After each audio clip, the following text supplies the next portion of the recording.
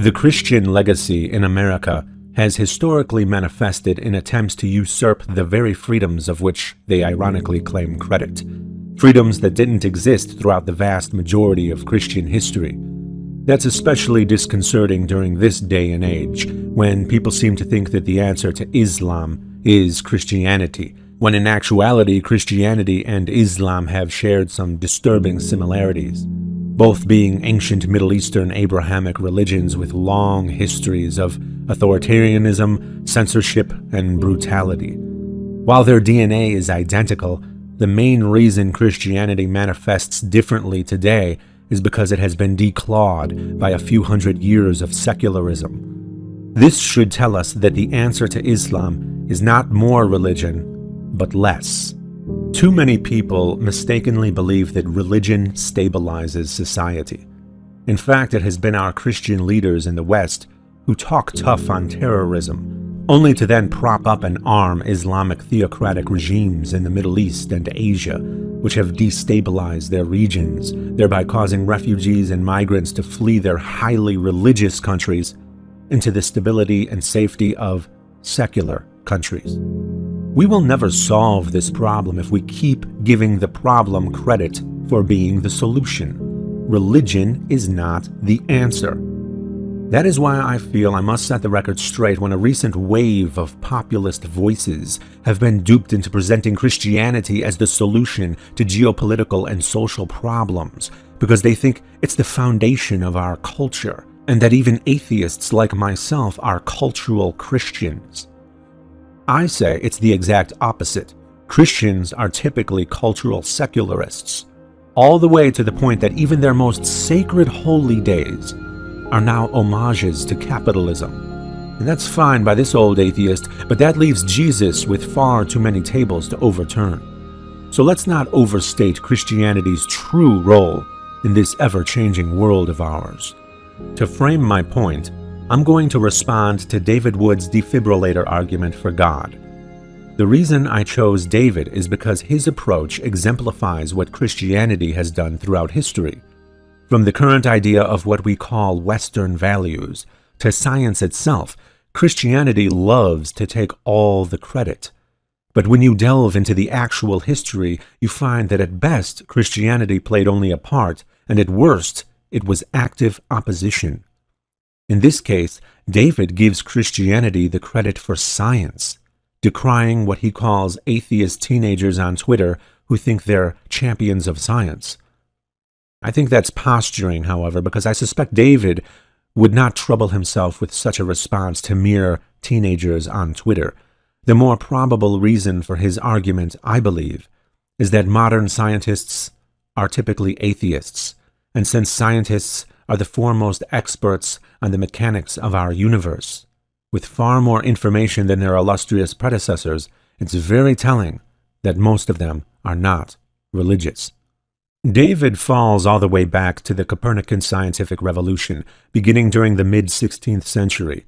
This was the scientific revolution that birthed modern science and led to the Enlightenment, so it's quite a valuable thing indeed of which to claim ownership.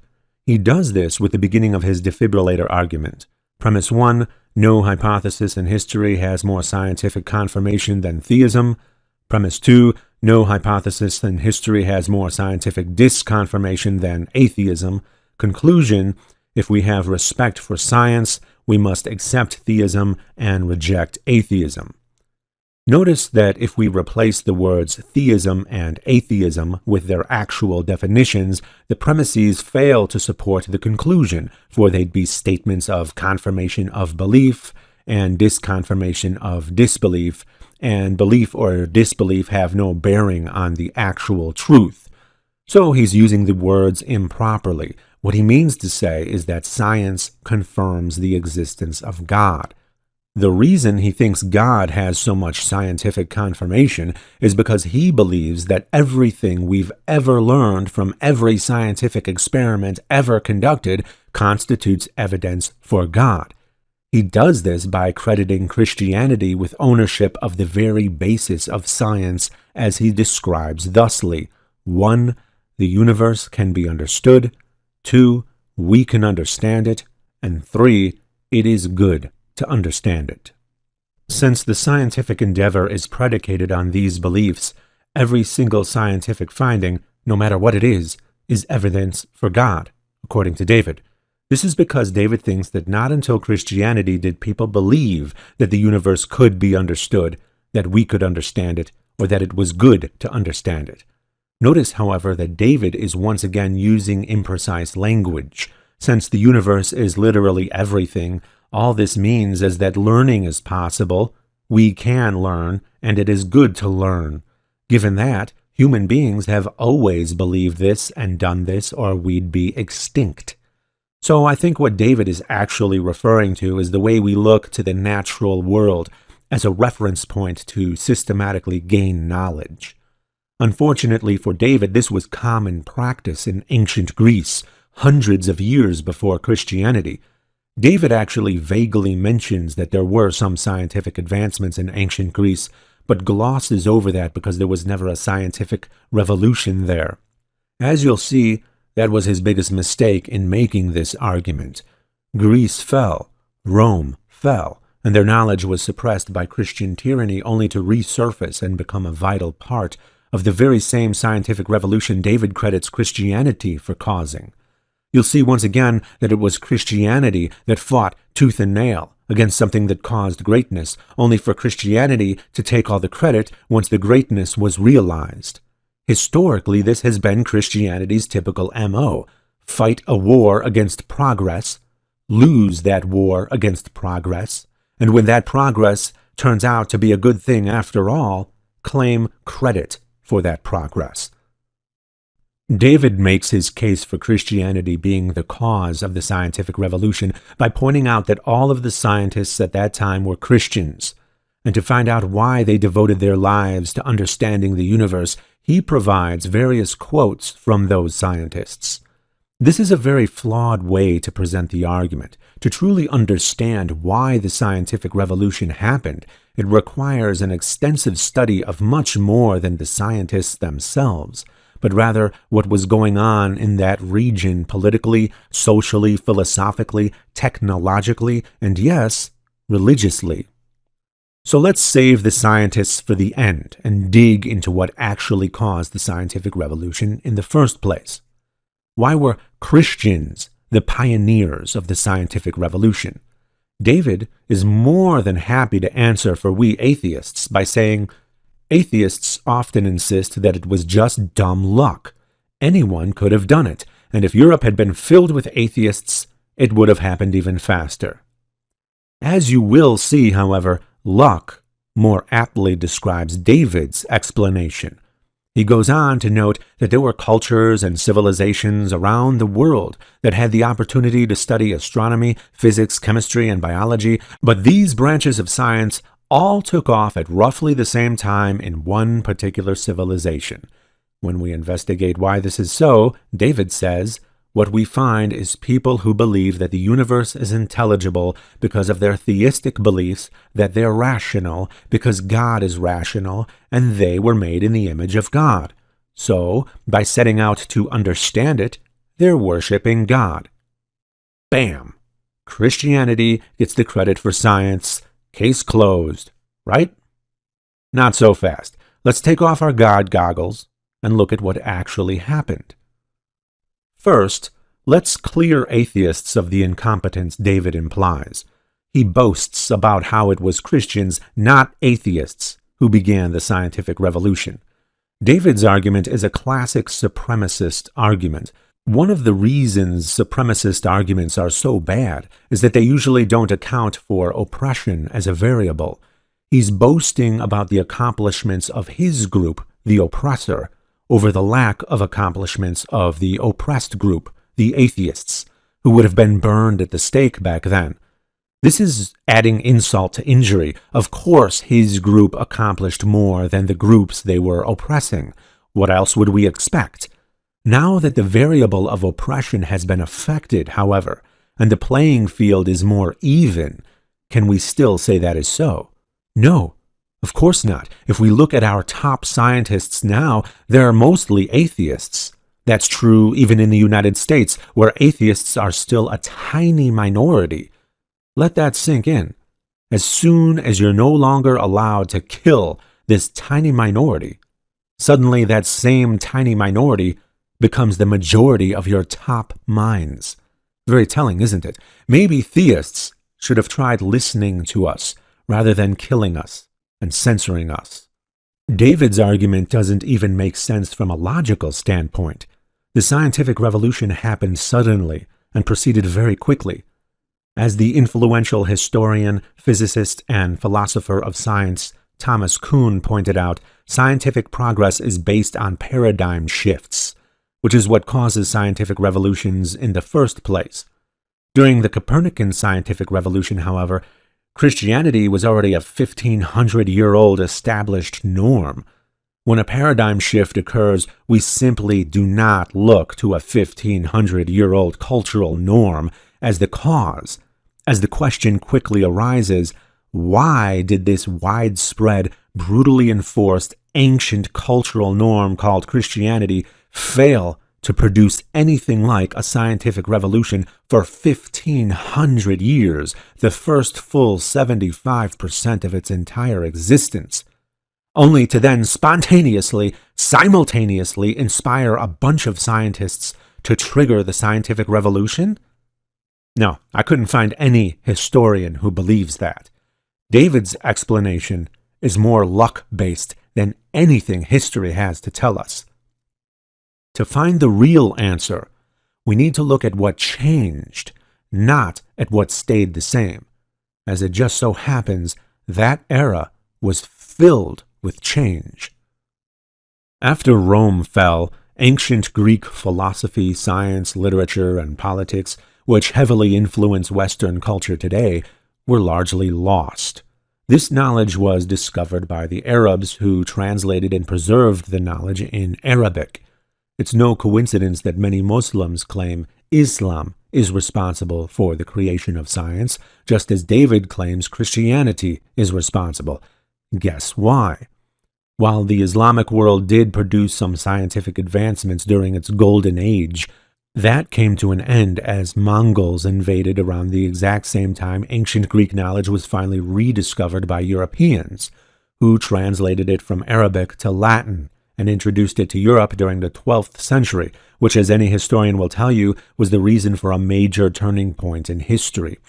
This was something new to them, something different, something we can look to as a reason for a paradigm shift, precisely what is necessary for a scientific revolution. The recovery of ancient Greek philosophy culminated during the 13th century, coinciding perfectly with the Renaissance and subsequent scientific revolution, a much more narrow timeline than the 1,500 years Christianity had to allegedly inspire this sudden change.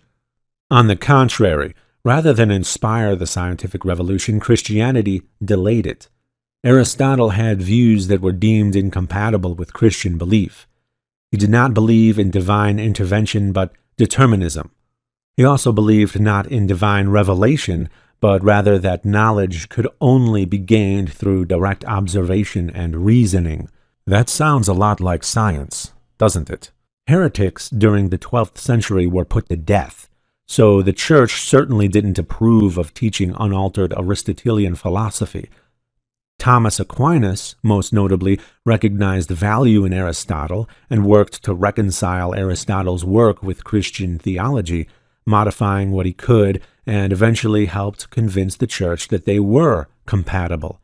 After that, Greek philosophy was allowed to be taught at universities and became standard. This did not happen as quickly as it would today. Reading material back then was very time-consuming and expensive to create. As we trace back the roots of what we call Western civilization today, however, we would be remiss to claim that we only took the good and left the bad. Unfortunately, Aristotle used his ideas about natural law to justify slavery, and Thomas Aquinas found validity in those ideas, preserving them in the Christian tradition, which wasn't difficult to do with tacit approval in the form of rules for the practice coming from both the Old and New Testaments. Approval of slavery eventually became a blight on the rise of America. So while many American values, including the structure of our government, were inspired by ancient Greece and Rome, for the betterment of society, we absolutely had to have the will to override some of those values, like the approval of slavery. Let us also not forget that the ancient Greeks and Romans persecuted atheists as well. Not that anyone from their era was quick to volunteer their thoughts about the non-existence of deities. No, the charge of atheism was more commonly used as an accusation to rid oneself of their enemies. The ultimate irony is that early Christians were killed under the charge of atheism for rejecting the existence and power of the state-sponsored gods of Rome, which is another unfortunate disease that carried over into Christianity, the persecution of atheists and the toxic mingling of government and religion, a thing the founding fathers of America were at least wise enough to reject from the very beginning, thereby working against nearly half of the Ten Commandments. The most unique and foremost of our values, those that protect our freedom of speech, religion, press, and assembly, are absent throughout the vast majority of a Christian history that often enforced the very opposite of our values as Americans. So, a couple hundred years before the scientific revolution, we have ancient Greek knowledge being widely disseminated into the universities. While universities did evolve from theological studies, their utility wasn't realized by the secular world until the recovery of Greek philosophy, and not until that secular utilitarianism did we start to see rapid progress. It's important to note that there have been geniuses all throughout history within Christianity and beyond. So why could none of them accomplish what the geniuses of the scientific revolution did? Notice that a component of science has still been missing from history up until this point, a component that David did not mention at all: the widespread cooperation and eventual peer review of other scientists. While the term peer review didn't exist until the 20th century, its vital precursor goes back to the exact era of the scientific revolution. Before people could easily study each other's work, geniuses were often separated by hundreds of years and hundreds of miles.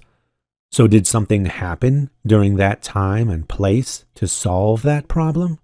Yes, the printing press was invented in Europe during the 15th century. After that, books and other mass publications, including new scientific discoveries, weren't so expensive and time-consuming to translate, create, and disseminate. That facilitated a vast network of geniuses working together, all studying and building off of each other's work relatively quickly like never before. It was like the old world's internet. David totally ignores this crucial factor and instead argues that no, it was a widely established ancient cultural norm that did something it had never done before by suddenly simultaneously causing scientists who just so happened to live in the same time and place where the printing press was invented to spark the scientific revolution. Again, David's argument is the one that's based on luck, not mine. It's true that the initial viability of the printing press was due to the demand for Bibles, as such a thing would be in high demand during the brutal reign of the Church, but that's a mere credit of logistics, and not a matter of credit for anything philosophical or scientific. Furthermore, this was a period when explorers were leaving Europe on voyages all over the world for the first time, leading to many discoveries of other cultures and ideas. And when they returned to Europe, they brought knowledge of those cultures and ideas with them. David seems to think that Europe existed in a vacuum during the 15th and 16th centuries, but that is very much not the case. He ironically blames the rest of the world for being ignorant, when in actuality the rest of the world's ideas were converging in Europe at that time and inspiring people in new ways, including contemporary Greek scientists, scholars, artists, and philosophers who were fleeing into Europe as refugees after the Ottoman invasion of Constantinople. Many historians believe this also played an important role in the rise of Renaissance humanism. Before we get too far ahead of ourselves, I want to emphasize the importance of ancient Greek influence. As it just so happens, history provides us with a brilliant visual representation of the Greek influence on thought during that time, despite the brutal hold Christianity held upon people back then. Art and science have always had a special relationship, borrowing from each other and inspiring each other. Just before the scientific revolution, which marked a huge shift in science, there was the Renaissance, which marked a huge shift in art. Again, this was no coincidence. So what inspired this sudden shift in art? The rediscovery of ancient Greek civilization, of course. Why is this significant? Because the art of ancient Greece and Rome was actually far more advanced than medieval art, which came many hundreds of years later. We people of modernity aren't accustomed to the past being more advanced than the future, but in many aspects of Christianity's brutal reign, that was exactly the case. When you look at ancient Greek art, a tradition that was carried on in ancient Rome as well, you see art that was created using methodology that David falsely accredits to Christianity.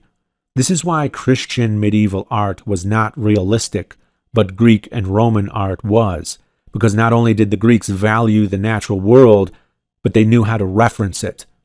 That was hundreds of years before Christianity, so Christianity cannot be credited with that way of thinking. David's argument was defeated around 2,500 years before he ever uttered it. Look at the artwork the Christian world was producing during the medieval period, from the 5th century, not long after Christianity gained dominance, to the 15th century, the century that marks the beginning of the cracks in its foundation. What we have here is 1,000 years of slowed progress, a period during the height of Christian power and influence when scientific, philosophical, technological, and artistic advancements were relatively few and far between.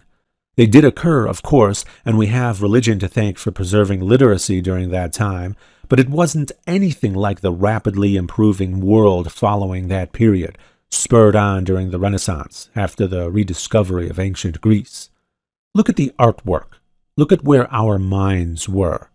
Unlike the Greeks and Romans, the Christians were not looking to the natural world for reference, as David claims. They were looking inward to their flawed imaginations. They were obsessed with fantasy realms like heaven and hell, and they ignored the natural world.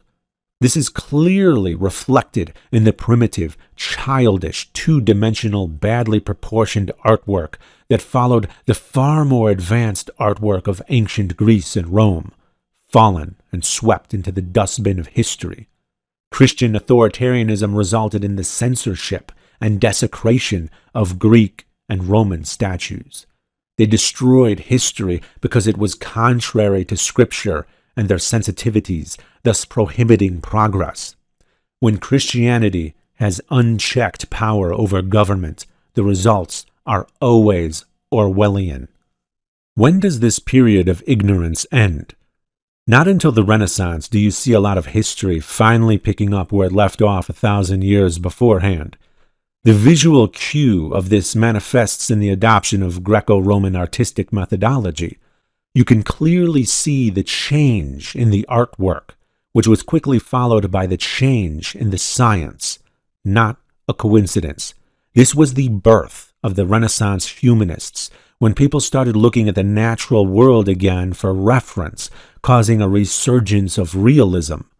David thanks Christianity for this shift in thought, but it's evident that Christianity inspired the exact opposite. For over 1,000 years, inspired people to look to the spiritual world, a make-believe world, for knowledge, which is precisely why we did not advance like we did until we gained from classical antiquity a renewed appreciation for the natural world, the real world, not the spiritual world.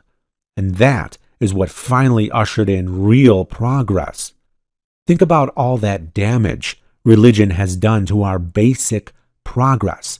The next time you want to ask atheists why they talk about God so much, Sure, much of the artwork back then was biblically based, but that was the sanctioned story of the time, and the church was the main entity with the money to commission such work. So that's again a matter of logistics or even indoctrination. We saw the same subject matter during the medieval period, but clearly their techniques, their very way of thinking, changed. And that was definitely not thanks to Christianity, because for 1,500 years, Christianity had its chance. But what about what the scientists of that time actually said? Those damning quotes professing God to be the reason for their inspiration. It would be quite a shocking historical incongruity if they were anything other than Christian. Consider the context of that period. This was the beginning of modern scientific knowledge, before they had very many answers. As I said, after we gained a respectable amount of answers, scientists naturally shifted to atheism. That's because the answers didn't point to God the way everyone thought they would. 16th century scientists lived hundreds of years before Darwin, before there was a significantly exhaustive, most highly confirmed theory in science that explains in great detail exactly how human beings came to exist. Before that, we didn't know, and the deliberate design of our bodies seemed perfectly plausible. Putting all that aside, those scientists lived during a time when heretics were put to death.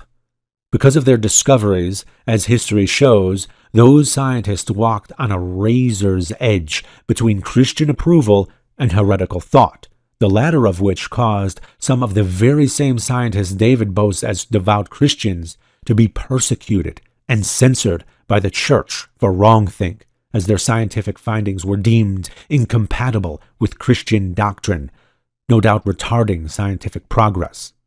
So yes, without Christians at the helm, there are very good reasons to believe it would have happened much faster. So what damning quotes did David provide us with from those scientists of hundreds of years ago? Those who study the stars have God for a teacher. Tycho Brahe. Brahe was a Danish nobleman. Our piety is the deeper, the greater is our awareness of creation and its grandeur. Since we astronomers are priests of the highest God in regard to the book of nature, it befits us to be thoughtful, not of the glory of our minds, but rather, above all else, of the glory of God. Johannes Kepler. Kepler was the imperial mathematician to Rudolf II, Emperor of the Holy Roman Empire, and his grandfather was Lord Mayor of Wilderstadt. I see plainly that the certainty and truth of all knowledge depends uniquely on my awareness of the true God, to such an extent that I was incapable of perfect knowledge about anything else until I became aware of him. René Descartes. Descartes' father was a member of Parliament. There are two kinds of people one can call reasonable: those who serve God with all their heart because they know him, and those who seek him with all their heart because they do not know him. Blaise Pascal. Pascal's father was a judge and a member of the nobles of the robe. The vastness, beauty, and orderliness of heavenly bodies, the excellent structure of animals and plants, and other phenomena of nature justly induce an intelligent, unprejudiced observer to conclude a supreme, powerful, just, and good author. Robert Boyle. Boyle's father was the first Earl of Cork. Atheism is so senseless and odious to mankind that it has never had many professors. Isaac Newton. I actually have something to say about the content of this quote because of its incredible hypocrisy. Isaac Newton, you see, was secretly against the Trinity, yet dared not make his views public. His private writings on the matter safely discovered long after his death. Of course, he knew the limitations the orthodox Christian view imposed upon his speech. He, of all people, knew that it would have been suicide to openly profess atheism in most cultures, yet he attributes the lack of atheist professors to the senselessness and odiousness of atheism? No. Newton obsessed over alchemy and the Bible, and ironically, if he had limited his studies to such, we wouldn't even know his name today. To know the mighty works of God, to comprehend his wisdom and majesty and power, to appreciate in degree the wonderful workings of his laws, surely all this must be a pleasing and acceptable mode of worship to the Most High, to whom ignorance cannot be more gratifying than knowledge. Nicholas Copernicus.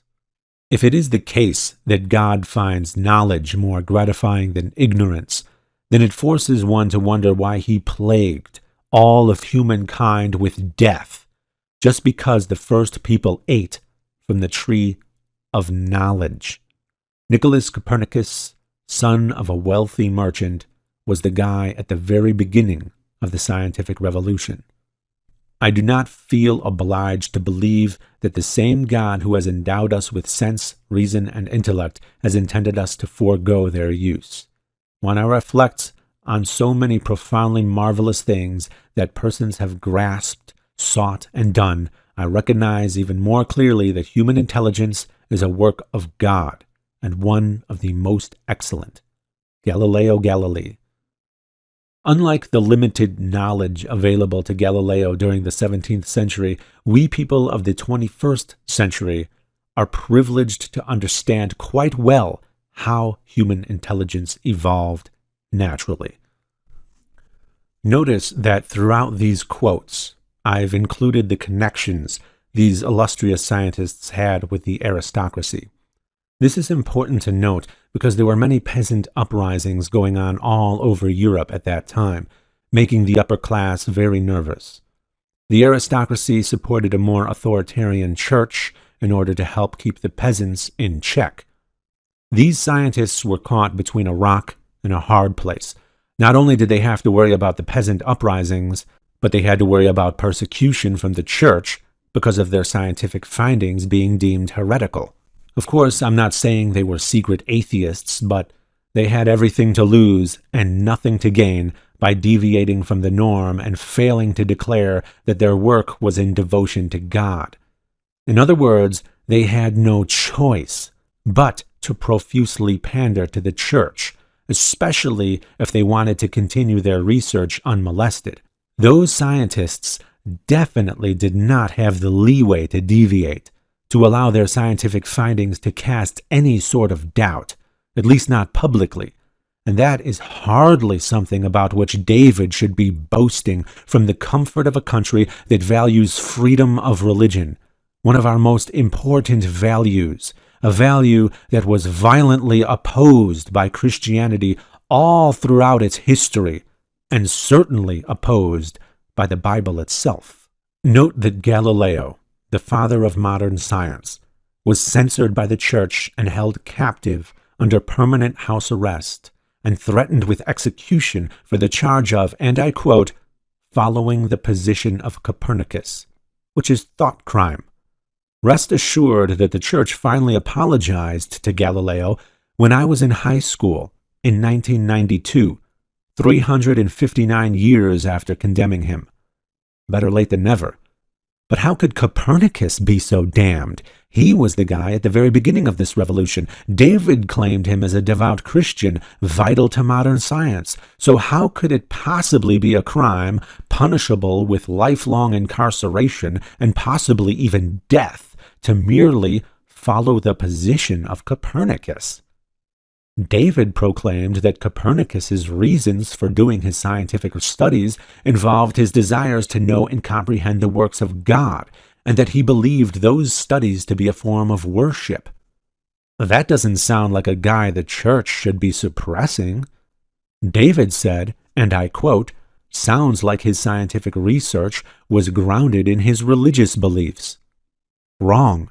The motive for his research may have been grounded in his religious beliefs, if you believe he wasn't pandering to the church for his very life, but his actual research was grounded in scientific methodology, which is completely absent from Scripture, and the objectivity of that methodology is utterly immune to anyone's motives.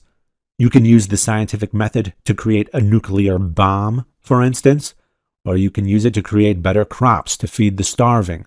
In other words, the answer is the answer, regardless of why you decided to seek the answer in the first place. Just as telling, however, is the fact that David mentions nothing of Copernicus's most influential detractors, famous theists who derived most of their arguments against Copernicus not from scientific methodology, but from Scripture. They included John Calvin, Martin Luther, Philip Melanchthon, Nicholas Serarius, and Francesco Ingoli. So let's be clear. Even in the midst of the Protestant Reformation, there were influential Christians on both sides, united in their condemnation of Copernicus. The Catholic Church actively suppressed Copernicus's work, removed and altered passages of it because it was, quote, contrary to Holy Scripture, and they didn't want it to, quote, creep any further to the prejudice of Catholic truth. 400 years later, David Wood comes along on YouTube and says, we have Christianity to thank for Copernicus's discoveries. Yet when we look beyond the surface-level thinking, look beyond the snippet of a quote, and as we actually do the work and delve into the history, what we actually find is a great swath of influential Christians fighting tooth and nail against the very progress that Christians will eventually claim credit for after the truth of the matter becomes apparent. Christianity fights and fights and fights, and when it finally loses, it pretends the fight never took place and then plagiarizes the winner. If the findings of those scientists reaffirmed Christian truth, they would not have been so thoroughly persecuted from every corner of Christendom. The reason they were persecuted is because the implications of their scientific findings were contrary to Christian belief, at least until the apologists could figure out some mental gymnastics that would make them acceptable, a long-standing Christian tradition. I'm actually glad that they were there to find the loopholes that stopped Christians from suppressing science. In that regard, even we atheists owe those apologists our gratitude. The bulk of Christianity, however, believed that if those new ideas about the universe were accepted and disseminated, it would mean that their religion would lose influence. And they were right, because that is exactly what happened. Their fears were justified. The truth will out. Their brutal dominance was righteously sacrificed for a better, more prosperous, less authoritarian world. We need to do everything we can to maintain that direction. A surefire way to ruin our wonderful progress would be to indulge in a misguided Christian revival to combat Islam. Secularism is the answer to Islam. Both Christianity and Islam are ancient Middle Eastern Abrahamic religions. No matter how different they may seem to you, their DNA is identical, and their histories are both brutally oppressive. Either one is more than capable of throwing us all into limbo for 1,000 years. So let's not play with fire and figure out an intelligent and peaceful way to deal with Islam, while preserving the freedoms and rights we have and striving to gain them for those who do not.